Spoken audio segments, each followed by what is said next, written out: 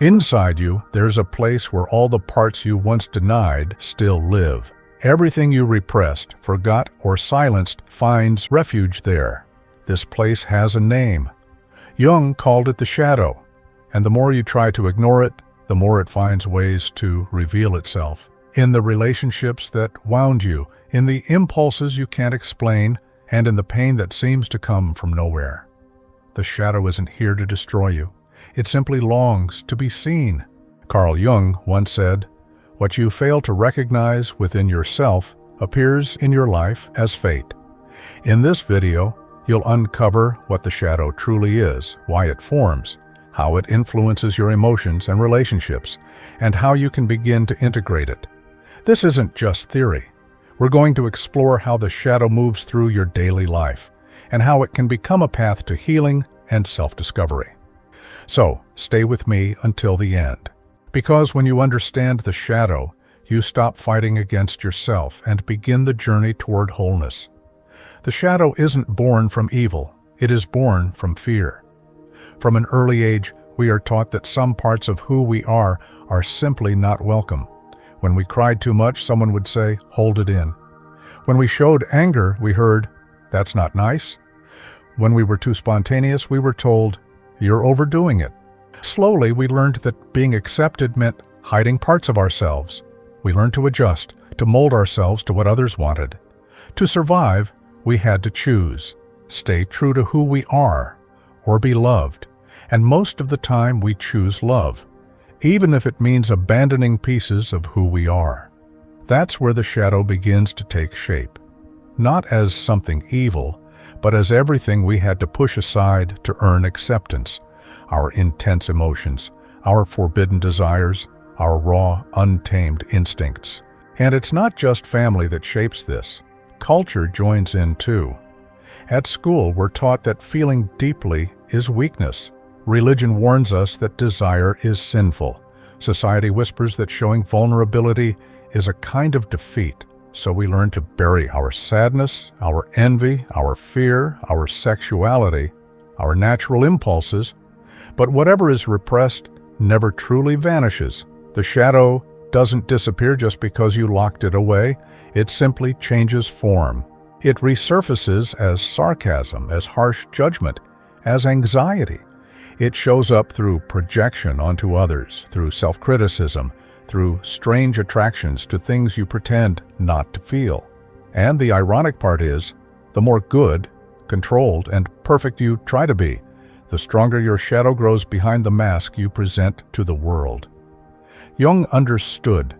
The goal isn't to destroy the shadow, but to recognize it.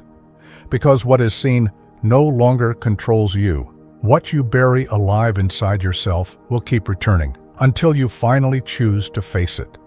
That's why the journey of self-discovery isn't just about seeking light. It also requires descending, looking into what was forgotten, reclaiming what was abandoned. No one becomes whole without first walking through their own darkness. The shadow doesn't wait for your permission to act. It shows up when you're distracted, exhausted, afraid.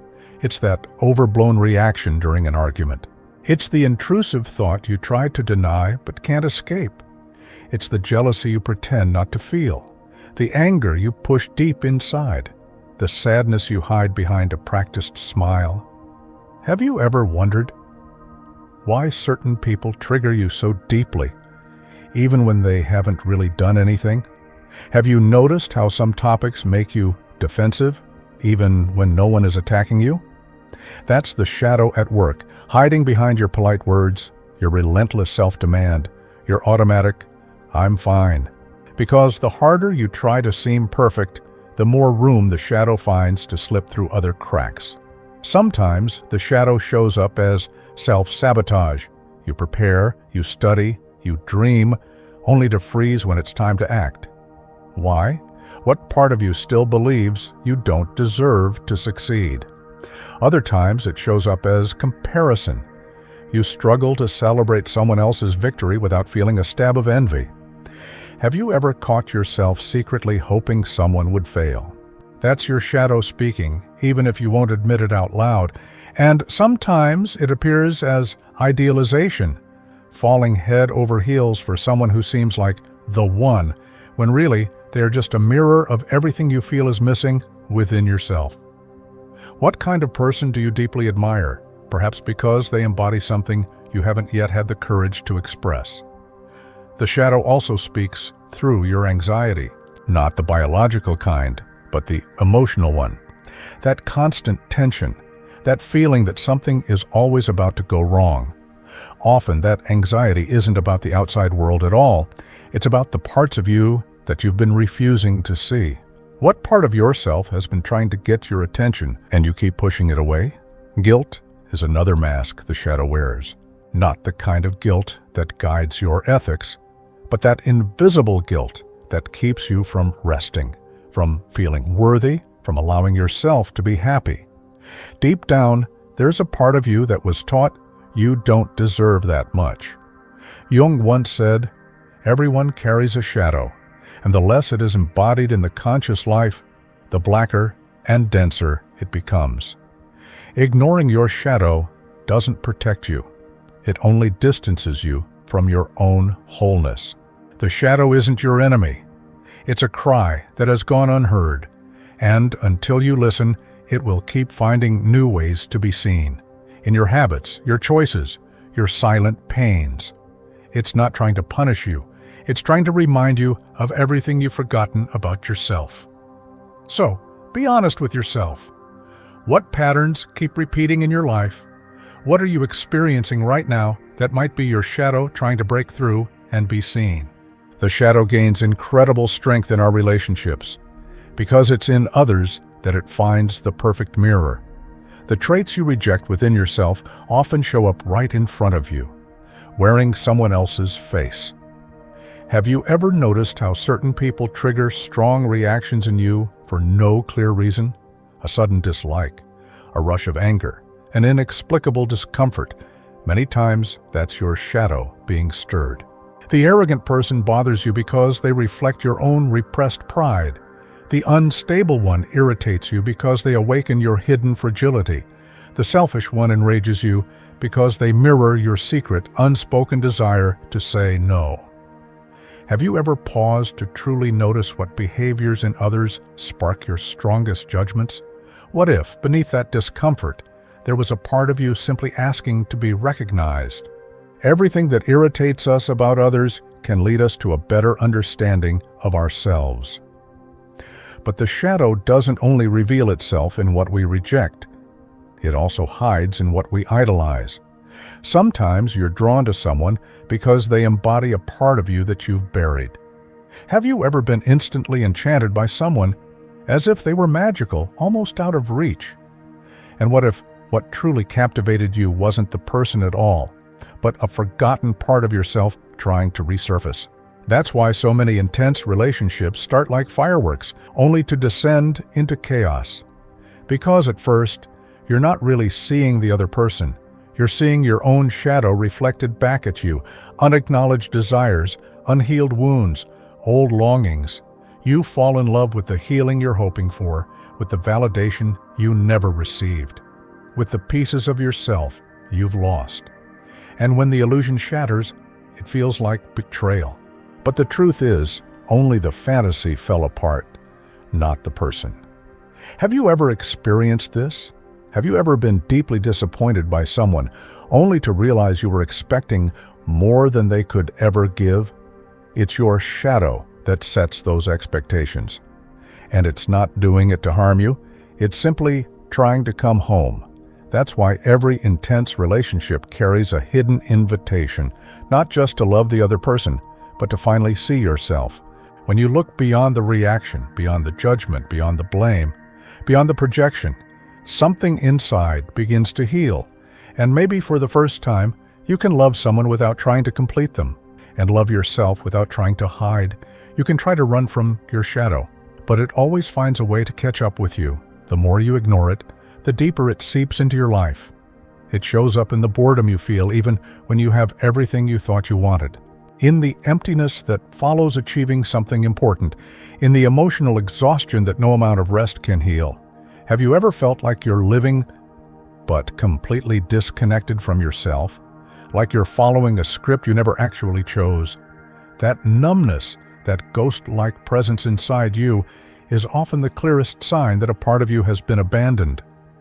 What you bury doesn't die. It waits. It lingers in the dark, searching for a crack of vulnerability to rise again.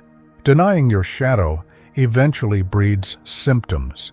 Imposter syndrome, paralyzing perfectionism, sudden waves of anxiety that seem to come out of nowhere, procrastination that masquerades as laziness when underneath it all, it's really fear. How many times have you sabotaged something you truly wanted simply because a part of you believed you didn't deserve it? That feeling of unworthiness wasn't born with you. It was built piece by piece every time a part of you was rejected, whether by yourself or by others. And what happens over time? You build a life that looks right on the outside, but feels misaligned on the inside. Why? Because when the shadow is ignored, it turns into symptoms, and if neglected for too long, those symptoms can turn into real sickness. Jung once said, "Illness is the effort of nature to heal the man." It's as if your body, your mind, and your soul join forces, shouting together, "Look at what you've been avoiding." It's not punishment, it's a call. Are you listening to the signs? Or are you pushing everything aside, hoping it will simply fade away someday? The truth is, it doesn't fade. It only transforms. The shadow can turn into coldness. It can turn into unhealthy dependency. It can erupt as emotional outbursts you barely recognize as your own. Or worse, it can shape an entire life built on pretending, because denying your shadow is also denying your wholeness, and living with only half of yourself is exhausting. It's exhausting to maintain appearances, exhausting to keep performing, exhausting to uphold a version of yourself that no longer reflects your soul. Until one day, you stop, you look back, and you realize something precious was left behind. What part of yourself did you abandon just to fit in? That question hurts. But it also frees you, because even if your shadow stays silent, it never truly leaves. It's still there, waiting for the moment you stop running and finally decide to listen. Denying your shadow comes at a high price, but facing it can change everything. Because the shadow isn't just made of pain, it also holds everything beautiful inside you that you forgot. Not everything you buried was ugly. Sometimes you didn't silence a flaw, you silenced a strength. And Jung understood this deeply. He taught that the shadow doesn't only hold pain, it also hides gold, your talents, your passions, your creative impulses. All the parts of you that were locked away, not because they were wrong, but simply because they didn't fit. Your boldness, your creativity, your emotional strength, your deep intensity. Have you ever wondered if what you believe is missing inside you that was never missing at all? Maybe it's simply been hidden, waiting for you to let it rise. How many times have you held yourself back, not because you wanted to, but because you were taught there was no room for who you really are? Your shadow carries the exiled parts of your soul, and Jung believed that it's exactly within that darkness that the greatest treasures lie. He called it the gold in the shadow, everything inside you that could empower you, but was forgotten along the way. Your brilliance, your voice, your fearless spirit. When you begin to approach your shadow with curiosity instead of judgment, something inside you shifts. You begin to see that your anger might be a hidden cry for respect, that your envy could be pointing toward a dormant talent, that your impulsiveness might simply be life itself, pushing you to move. The shadow is often the most alive part of you, but it's been locked away in the basement of your mind behind words like, you can't, you shouldn't, you're not enough. But what if you could? What if what you buried is exactly what you need right now? What's hidden inside your shadow that could become a source of strength if you allowed it? Maybe you learned to be overly rational, but buried deep inside, there's a forgotten sensitivity, longing to breathe. Maybe you molded yourself to please others, but your shadow still protects your true authenticity. Maybe you built a persona of control while your soul quietly craves the freedom of improvisation. The shadow isn't a mistake. It's simply the part of you that got pushed aside so you could adapt. But the price of adaptation is too high when it costs you your truth. And only you can reverse this process. Integrating the shadow is like opening a locked vault. Inside you'll find pain, but also treasure. And maybe, just maybe, the next step of your journey lies exactly where you least want to look. Because sometimes what you believe is missing to feel whole is hidden in the very parts of yourself you once swore you'd never touch again. Integrating your shadow isn't about erasing the pain. It's about looking honestly at what has always been there, without running, without judging, without hiding behind a mask. And this isn't something that happens all at once. Integration comes in layers. It begins with one simple act: observation. Observing your reactions, your triggers, your most automatic judgments. What tends to irritate you the most? What do you criticize most harshly in others? What kinds of situations always seem to throw you off balance? These questions are maps, because discomfort is a doorway. And when you start asking yourself, why does this trigger me so deeply? What is this revealing about me? Your shadow slowly begins to reveal itself, and when you reach that point, be careful not to fall into guilt. The shadow doesn't exist to shame you, it exists to complete you. Welcoming your shadow means stepping out of victimhood and taking full responsibility for your journey. But remember, welcoming is not the same as justifying destructive behavior. It's about recognizing where it comes from and choosing a new way to respond. Here's an example. If you feel envy, don't shame yourself. Instead, ask, what hidden desire is this envy trying to reveal? If you feel anger, dig deeper. Am I needing to set a boundary that I've been avoiding? And if you find yourself drawn to people who hurt you, maybe it's time to face the part of you that still believes love must come with pain. That's what integration is, bringing into the light what once controlled you from the dark. You can't change what you refuse to see, but the moment you truly see it, the transformation begins. Another powerful practice is writing, putting your most uncomfortable thoughts onto paper. No filter, no self-censorship. You might be surprised by what surfaces when you stop trying to be acceptable. And just let yourself be honest. Therapy is another powerful path, especially approaches that dive into the unconscious, like analytical psychology, gestalt therapy, or psychosynthesis. But above all, the journey is personal. You must become deeply familiar with yourself. And that takes time, it takes presence, it takes compassion. Because your shadow only reveals itself when it feels safe. And the only person who can create that safety is you. Jung taught that the goal of life is not perfection, it's wholeness. And being whole is very different from being ideal. Wholeness means embracing both light and shadow, reason and instinct, control and chaos.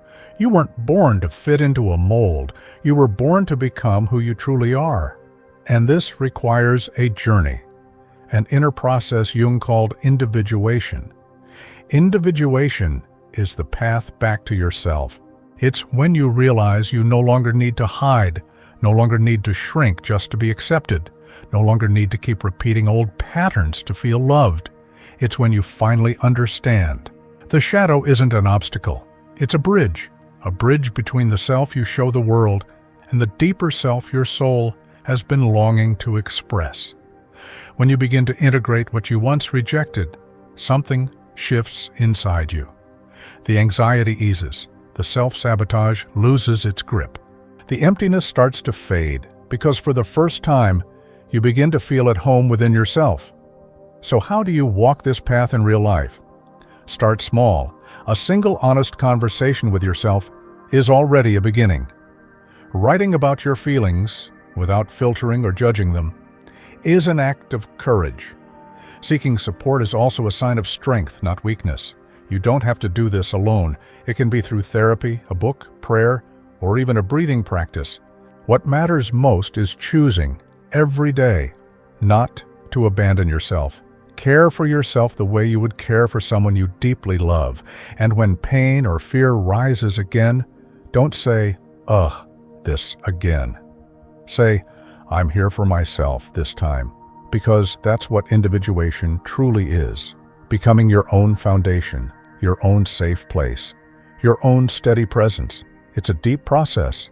It happens in the quiet of the nights when you choose to listen to yourself. In those moments when you decide to respond differently, even while feeling the same old fears. Each time you welcome a part of yourself, no matter how uncomfortable, you take a step closer to your wholeness. And that is true awakening, not the kind that escapes the world, but the kind that brings you back to it, with presence, awareness, and authenticity.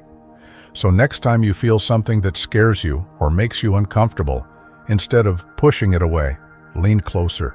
Ask it, "What are you trying to tell me?" Because maybe it's not a problem at all.